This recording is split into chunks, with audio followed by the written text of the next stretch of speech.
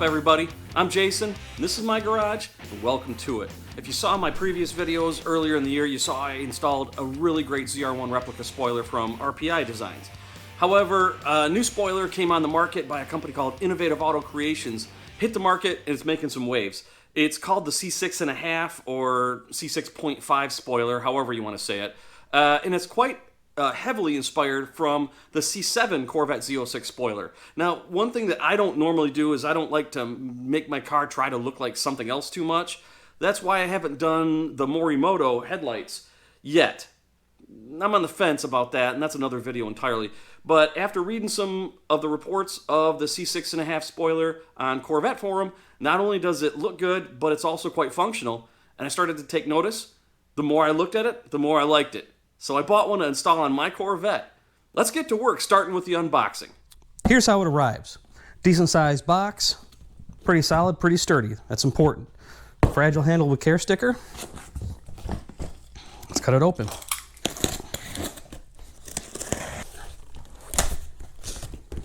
Okay. Paperwork and hardware. Oh, the centerpiece.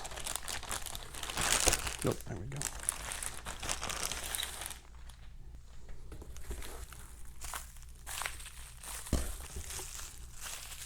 The left and right portions of it, and they are all padded and then heavily shrink wrapped. Looks like they arrived just fine. Instructions, and then the main piece of the spoiler. Again, heavily padded, heavily shrink wrapped, and so far it feels like it arrived just fine. Nothing else in the box. Okay, let's unwrap these. We'll start with the main piece. And, well, heck, where to begin? One thing that is amazing to have is a pair of scissors like these. These are actually made by the oldest scissor company on the planet. And they're affordable, and they work like $1 million on just about anything. Love having these in my garage. I'm just going to throw a link to these in the description, just in case you need a set in your garage.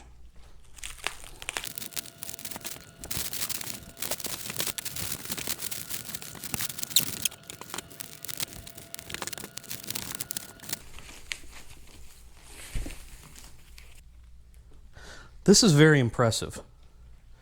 There's a gasket built right in that runs the entire perimeter of the spoiler.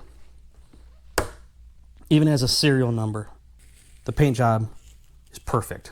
This is going to look great.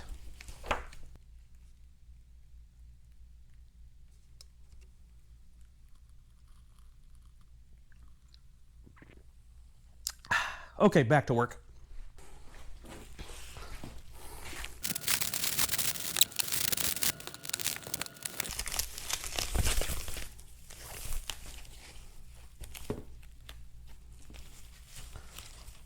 And this is one. This is obviously on the left-hand side. Boy, that's pretty impressive. The paint job is beautiful on this. Innovative Auto Creations, they do a spectacular job with the paint. One more.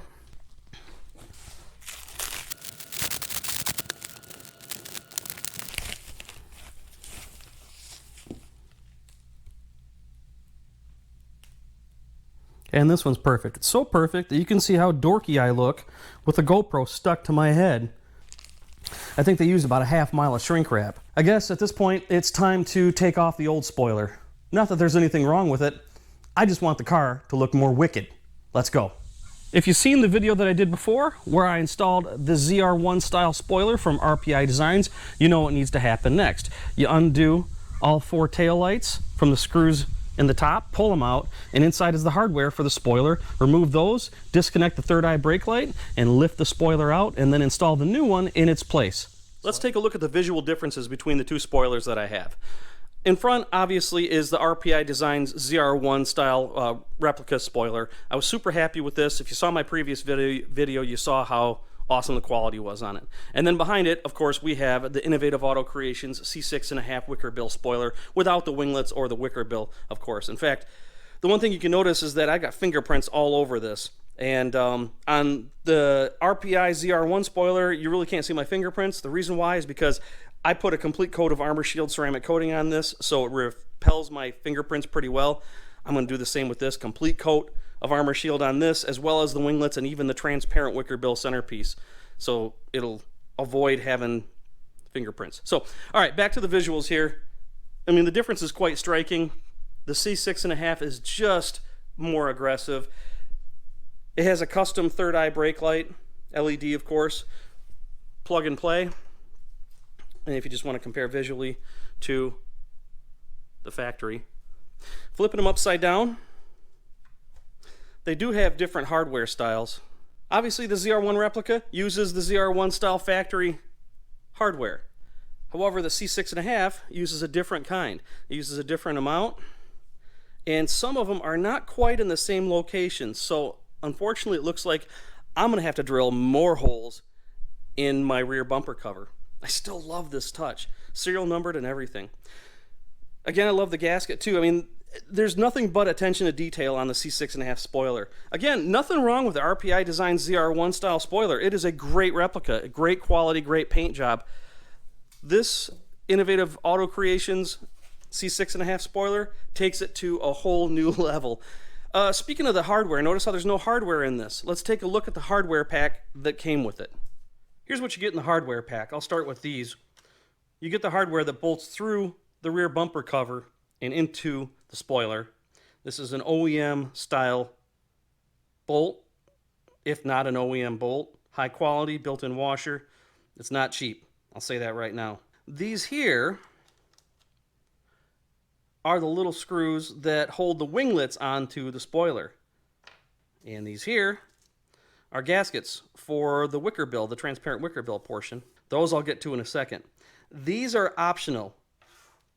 These here are an upgrade of these, the ones that hold onto the hold the Wickerbill onto the spoiler. And it's an optional upgrade, and I strongly urge you to get them if you order this spoiler. They're just a much, much higher quality piece of hardware. And what they come with are these washers, and you get these washers in any custom color combination you want. And they just look a lot better, more professional, mounting the winglets to the spoiler versus this single piece that is just a standard part.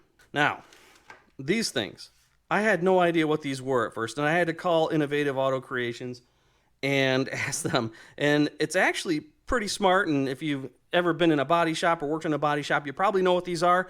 I didn't, but I'm going to show you right now. So now let's go back to the C6.5 spoiler. You can see this section right here protrudes out, and that sits right in the cavity of the factory rear bumper cover where the factory spoiler sits. It's perfect. It helps you line everything up. Now, I think that these holes here, these four, line up perfectly with the existing factory holes. But I've already established that these four, I don't think line up with the existing holes that I drilled for my RPI Design ZR1 spoiler. That's where these things come in. You just take the little nub right there, and you put it right in the bolt hole on all four. And then this is when the spoiler is flipped upside down and in position. And then you just tape where they stick out to the body. Lift the spoiler off, and then that's where you know where to drill based on where that little nub is. You can do it the way that other people have done it and the way that I've done it in the past, which is to put the bolts in and then put some lipstick or something like that on it that's non-permanent marking on the vehicle, set the spoiler in place, and then wherever the mark is, that's where you drill. That works too as well, but I'm going to give this a try and see how it works out, which means I'm drilling holes in my car again. This is the cavity, the factory cavity where the factory duck butt spoiler sits that I talked about in my previous video. And that's where the protrusion is going to sit right in there so we can make sure that the spoiler is aligned perfectly. And one thing I do want to show you is you don't want to tighten these things too much. I got a little overzealous when I cranked those bolts down, and you could see where the ZR1 style spoiler dug right into the cover and actually raised it a little bit. So don't get too crazy. Quarter turn past finger tight is probably the way to go. A little Loctite might help as well. I'm thankful that it's not going to ever be seen because, of course, the ZR1 spoiler or the new one, the C6.5 spoiler that I'm installing, is going to cover all this up. Lesson learned. This actually worked out pretty good. I was right. The 4 bolt holes that are from the factory, they're close. You kind of have to widen them out just a little bit bigger than a half an inch and elongate them, at least for my tastes, in that direction, because it does have some play in it back and forth. But then once I did that, put the screws in from the bottom and just got them barely tight so they caught some of the threads, so I could lift the ends up here, slide the tabs underneath into the proper holes, and then tape them down. The funny part is that I've put armor shield on my car. I've talked about that a lot. Masking tape doesn't want to stick to it because it's so slick. So anyway, there's 1, 2, 3, and 4 that are in place. I've measured once, twice, 3 times, and this is where they're at. This is where they're going to be. So now I'm going to lift the spoiler off, and then wherever those little knobs were that went into the bolt holes in the bottom of this spoiler is where I'm going to mark and drill. Let's see how close they are to the previous holes from the RPI Designs ZR1 replica spoiler.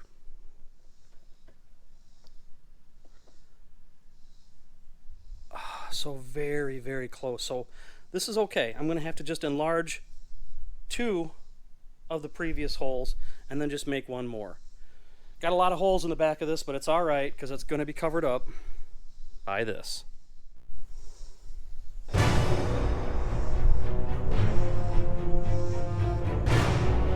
Gosh, this hurts.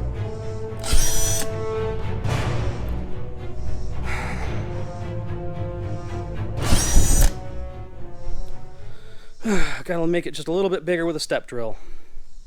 And while I'm here, this is where I had to elongate the holes here. Kind of chewed that one up. I feel really crappy about it. But again, thankfully, it'll be covered up by the spoiler. And if for some reason I want to go back to the ZR1 style spoiler, it'll still cover it up, so it's not a big deal. Nobody ever said I was awesome at body work, but I'm learning. And there they are. That one, those two, that one, and that one. It's going to be no big deal. The washers are big enough to where it can be adjusted without even thinking about slipping through. I hate doing that. But once I got the holes either drilled or enlarged or elongated, I got the spoiler in position where I wanted it. The rest is pretty simple. All you need is a 10mm gear wrench. But I got to warn you, if you do this, it's kind of time consuming. Plan for it because the threads of the bolts are pretty fine, and it takes some patience and maneuvering to get your arms and hands in the right spot to snug everything down inside the bumper cover. But once you get it all secured down, it's time to do the cool part, which is configure the spoiler options. Okay, it's installed, and it looks pretty good. It looks a lot like the ZR1 style spoiler, just upgraded a little bit. Now here's the one thing I like about this spoiler that I think is really cool. This is the base spoiler, or better known as stage 1. And then you have stage 2, which you install the winglets on. Now obviously I did it on just one side, just for comparison. But stage 1 has the least amount of drag, stage 2 has a little bit more drag, and then stage 3 is installing the transparent Wickerbill, which I'll do next. This also gives me an opportunity to show you what it looks like the full stage 2 with both winglets on the side. I gotta tell you, I really, really like this look.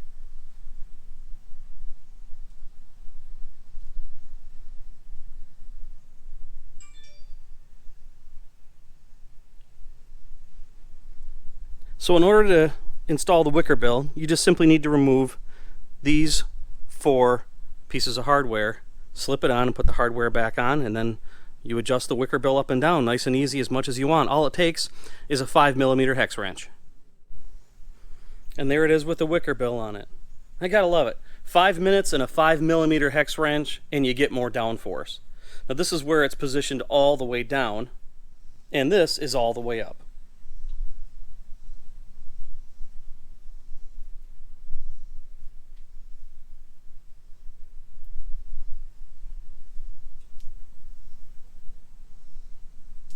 I love the versatility of this. I'm glad I bought this. And if you want to keep the Wickerbill in your car, it fits easily back there with plenty of room to spare. Now that everything was in place, I left it in the stage 3 configuration. I moved the Wickerbill as high as it goes, snugged it down, and then I checked the brake lights just to make sure that everything was working properly because I did mess with them a little bit. And then I hit the road.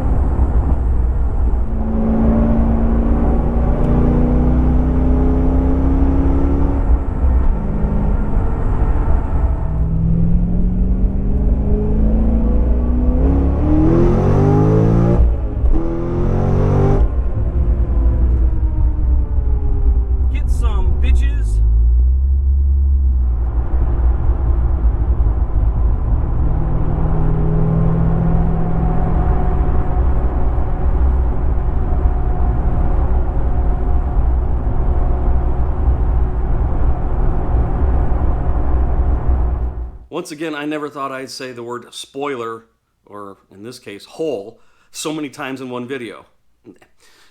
Here's my final thoughts on this product. The quality is absolutely through the roof on this. Innovative Auto Creations really did a phenomenal job with the design, the construction, and the fitment, which is very, very important.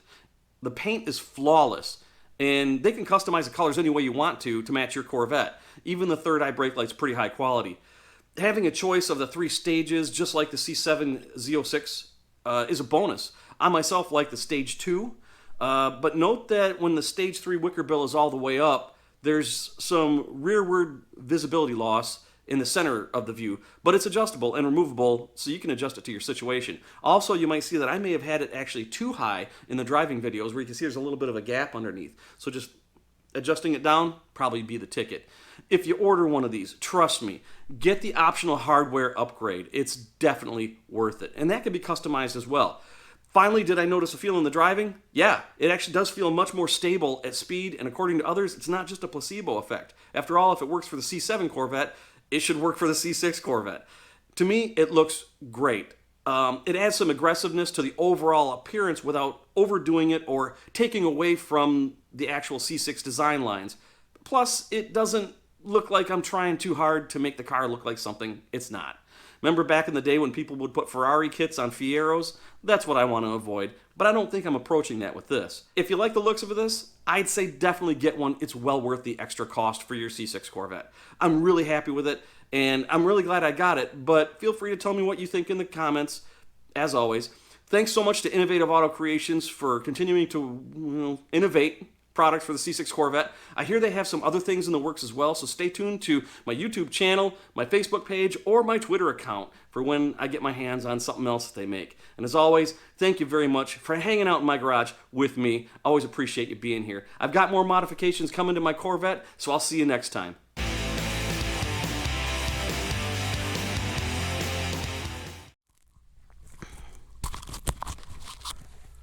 Ow!